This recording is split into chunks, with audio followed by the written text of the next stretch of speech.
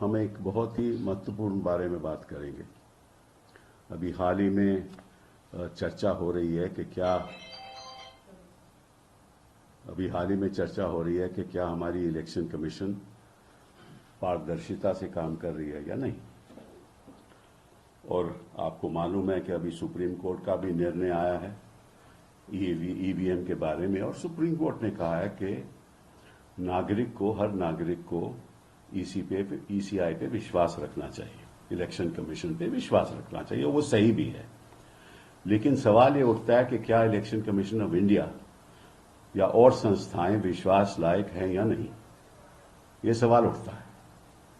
अभी क्या हो रहा है कि पहले चरण के बाद जो नतीजे इलेक्शन कमीशन की वेबसाइट पे आए हैं कि कितनी परसेंटेज वोट हुई, वो 11 दिन के बाद आए हैं, और केवल इतना ही आया कि इतनी परसेंटेज वोट हुई। कितने वोट पड़े हैं वो वेबसाइट पे नहीं दिखाया गया। इसका कारण क्या है ये मैं नहीं जानता, और कुछ लोग कहते हैं कि इसमें कोई आपको विश्वास रखना चाहिए कि ये जो कहा गया है वो सही है। हम विश्वास रखेंगे, लेकिन इतना जरूरी है कि इलेक्शन कमीशन को एक प्रेस कॉन्फ्रेंस के द्वारा ये बताना चाहिए कि 11 दिन क्यों लग गए।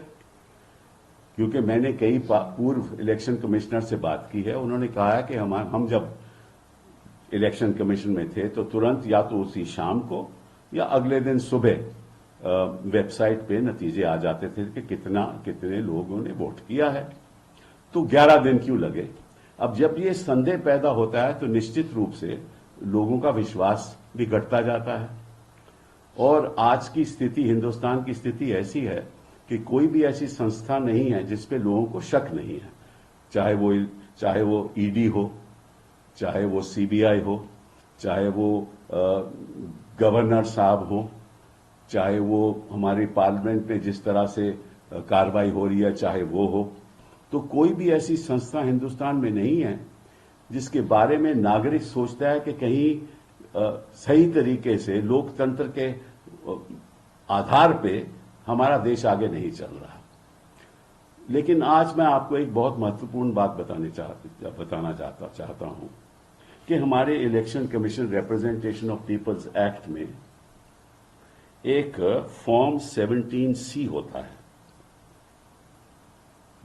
फॉर्म 17C होता है, और वो फॉर्म जब चुनाव हो रहा होता है, देखो हर पार्लियामेंट्री कंस्टिट्यूएंसी में लगभग 1800 पोलिंग स्टेशन होते हैं।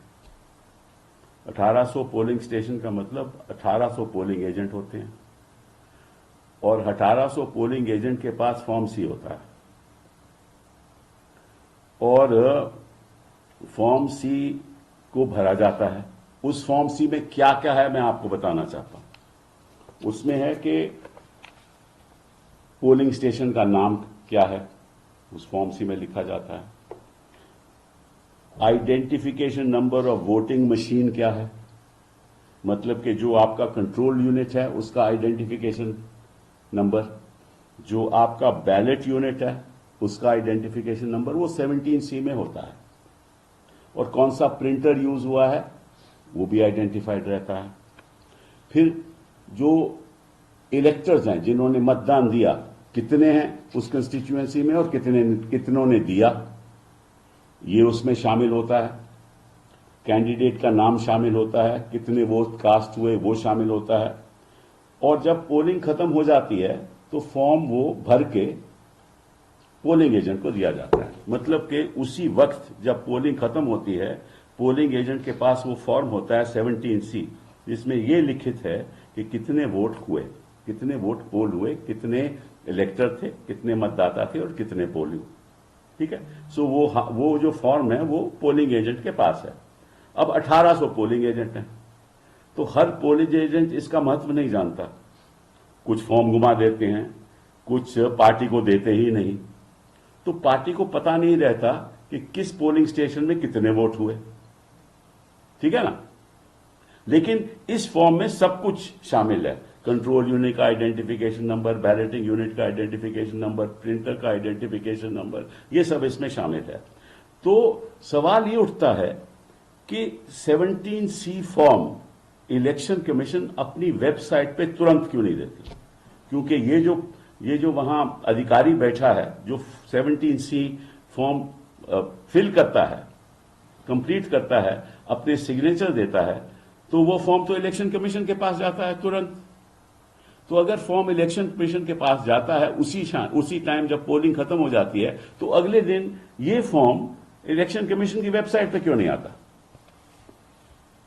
अब अगर इलेक्शन कमीशन की वेबसाइट पे आ जाए तो तुरंत सब देश के निवासियों को पता चल जाएगा कि इस पोलिंग स्टेशन में कितने वोट पड़े, पॉलिटिकल पार्टी को पता चल जाएगा। अब इलेक्शन कमीशन कहती है कि ये पोलिंग फॉर्म जो ये 17C है, हम तो आपके पोलिंग एजेंट को देते हैं। तो पोलिंग एजेंट 1800 एजेंट हर कंस्टिट्यूएंसी में, कोई नहीं देता फॉर्म, कोई देता है। तो ये जब आपके पास इंफॉर्मेशन है तो आप तुरंत उसको क्यों नहीं आप वेबसाइट को अपलोड करते? तो ये एक बहुत भारी समस्या है हमारे देश में। जो रिजल्ट है फॉर्म 20 का, वो तो अपलोड हो जाता है। फॉर्म 20 का रिजल्ट अपलोड हो जाता है। जब काउंटिंग खत्म हो जाती है तो फॉर्म 20 का रिजल्ट अपलोड हो जाता है। फॉर्म 17C के 2 पार्ट हैं। एक पार्ट है फॉर्म 17C का जो मैंने आपको बताया, दूसरा पार्ट है रिजल्ट ऑफ काउंटिंग। तो दूसरे पार्ट में ये शामिल हो जाए कि रिजल्ट क्या है, वो अपलोड हो जाता है। लेकिन ये 17C अपलोड नहीं होता। तो इसमें जिम्मेदार कौन है? हम पारदर्शिता की बात करते हैं तो इलेक्शन कमीशन क्यों नहीं अपलोड करती? उसमें क्या होगा कि जैसे ही अपलोड करेगी, पार्टी को पता चल जाएगा एक काउंटिंग मशीन का क्या आइडेंटिफिकेशन नंबर है, बैलेटिंग मशीन का क्या आइडेंटिफिकेशन नंबर है। तो जब काउंटिंग होगी तो नंबर तो पार्टी के पास होगा ना, तो नंबर मैच हो जाएगा। तो निश्चित रूप से यह बताना चाहिए और इलेक्शन कमीशन को पहले ही बता देना चाहिए। तो ये एक बहुत भारी समस्या है। और साथ में आपको यह भी बताऊं कि, और ये भी हमारी इलेक्शन कमीशन की इंस्ट्रक्शंस हैं सितंबर 20 2021 की और 16 दिसंबर 2021 की, जिसमें लिखा है कि जो हमारा कंट्रोल यूनिट रहता है ना, उसमें एक पिंक पेपर स्लिप से वो सील हो जाता है। और जो बैलेटिंग यूनिट है वो भी एक पिंक पेपर स्लिप सील से सील हो जाता है। और जो हमारा result of section of control units है वो ग्रीन पेपर से, तो रिजल्ट ग्रीन पेपर सील से होता है। तो सील लगाई जाती है, 17C फॉर्म दिया जाता है, वो अपलोड नहीं होता, 11 दिन बीत जाते हैं और फिर कहते हैं कि वोटिंग बढ़ गई, परसेंटेज बढ़ गई। ये नहीं बताते कितने वोटर ने वोट किया, कितने मतदाताओं ने मतदान किया, ये नहीं बताते। तो जब ये संदेह पैदा होंगे तो निश्चित रूप से विश्वास उठेगा। पहले चरण में 11 दिन के बाद, दूसरे चरण में 4 दिन के बाद। और अचंभे की बात यह है कि तमिलनाडु में उन्होंने पहले कहा कि जो वोटिंग परसेंटेज थी वो 72.3 कुछ थी और वो गिर गई। जब रिजल्ट हुआ तो कहा कि 69.4% रह गई। तो ये कैसे हुआ? तो जब ऐसी बातें लोकतंत्र में होती हैं तो निश्चित रूप से विश्वास तो उठेगा। जब प्रधानमंत्री जी को नोटिस नहीं जाता अपने विवादित बयानों का और नोटिस नड्डा साहब के जाता है तो विश्वास उठेगा। जब नोटिस राहुल गांधी को नहीं जाता लेकिन कांग्रेस प्रेसिडेंट को जाता है तो विश्वास उठेगा। जब कोई कार्रवाई नहीं होती तो विश्वास उठेगा। जब प्रज्वल रेवन्ना के खिलाफ पासपोर्ट उनका कैंसिल नहीं होगा तो विश्वास उठेगा। जब ईडी इस तरीके से मुख्यमंत्री को गिरफ्तार करेगी बिना एविडेंस के तो विश्वास उठेगा। हर संस्था पे विश्वास उठेगा और जब विश्वास उठ जाए तो लोकतंत्र को बहुत खतरा है। बहुत बहुत धन्यवाद। सर, रेमेडीज आपके हिसाब से इसकी क्या होनी चाहिए कि विश्वास है वो बहाल हो, क्या क्या स्टेप्स इमीडिएटली लेने की जरूरत है जो आप डिमांड कर रहे हैं? We see the point is, and it's very simple, and I've already explained it. The point is that every polling agent, and there are about 800 polling stations in every parliamentary constituency. So every polling agent is given a form 17C. That 17C forms have all the details. It has the detail of the ballot unit identification number, the counting unit identification number, the printer's identification number, and the number of electors in the constituency, and at the end of the day when the polls are cast, the number of votes that have been cast. All that is included in the form, and that at the end of the day is given to each polling agent. Now, whether that polling agent gives it to the party or not, that's something, because the polling agents are sometimes not aware of the importance of this form. But the presiding officer at the polling station has this form, and he has filled it up and he has signed it. Now that form, which is signed by the presiding officer saying the number of electors who have voted, is uploaded to the Election Commission of India on their website. That uploading of the form is not uploaded for the public. The public never knows about that form, because the Election Commission says, but the polling agent has that form. But why should they keep it to themselves? So, and that can be done at the end of the day. It doesn't require 11 days. Why should this information be given after 11 days as to what is the percentage of voting, when you don't even tell the people of India how many electors voted? So this is a very serious situation. And we are happy that the Supreme Court believes, and rightly so, that we should trust institutions. Of course, every citizen of India would like to trust institutions. We'd like to trust the Election Commission of India.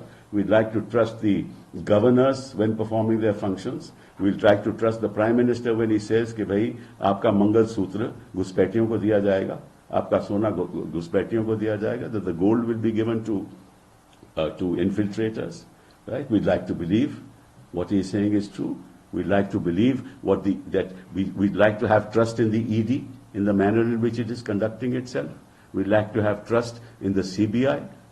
We'd like to have trust in all institutions in this country. We also believe that courts also would like to deal with everybody in a fair manner, and all of us would like to trust the court, of course, no doubt about it. But the fact of the matter is that what is happening in our country is that the ordinary citizen is losing trust. Now, every control unit is sealed by a pink seal. Every balloting unit is also sealed by a pink seal. Right? So all this information is already with the Commission. So when the counting takes place, we know the balloting unit number, we know the counting unit number. Therefore, you can match it to ensure that there is no substitution. Get the point? Because the seal will be there. And the seal will be, as you know, it will involve the polling agent. So nobody then can substitute it. So these are very simple things that the Election Commission should do. But if you wait for 11 days, and then pronounce only the amount of the percentage of voting, I am shocked that why the number of electors who voted is not Therefore, it's very simple. This information is already with the Commission. Why should it wait 11 days? It should be uploaded the next day on the website. Since the next phase is in another 6 days, will you be approaching Election Commission? I would request all the political parties in India to approach the Election Commission in the light of what I have said, to ensure that in the next round, this data, which I have mentioned to all of you, should be displayed on that evening or the next morning. And I have had a discussion with other election commissioners, and they have said that in our time, we used to upload it latest by the next morning. तो मैं चाहूंगा कि सभी राजनीतिक दल चुनाव आयोग के पास जाएं और आग्रह करें कि अगले चरण में उसी दिन शाम को, जब आपके पास सारा डेटा आपका है 17C के फॉर्म में, उसी को दिन अब शाम को अपलोड होना चाहिए, अगले दिन सुबह तक होना चाहिए. और मैंने कई इलेक्शन कमिश्नर से बात किया, उन्होंने कहा कि हमारे टाइम में ऐसा होता था, तो आज 11 दिन क्यों, और परसेंटेज क्यों, केवल परसेंटेज क्यों. तो मैं चाहूंगा कि सारे राजनीतिक दल इकट्ठा होकर जाएं, और अगर इलेक्शन कमीशन नहीं मानता तो हमें तुरंत सुप्रीम कोर्ट में याचिका डालनी चाहिए. कि आप पारदर्शिता, आप खुद कहते हो कि विश्वास होना चाहिए, तो विश्वास करवाइए, हर नागरिक का विश्वास आप करवाइए प्लीज।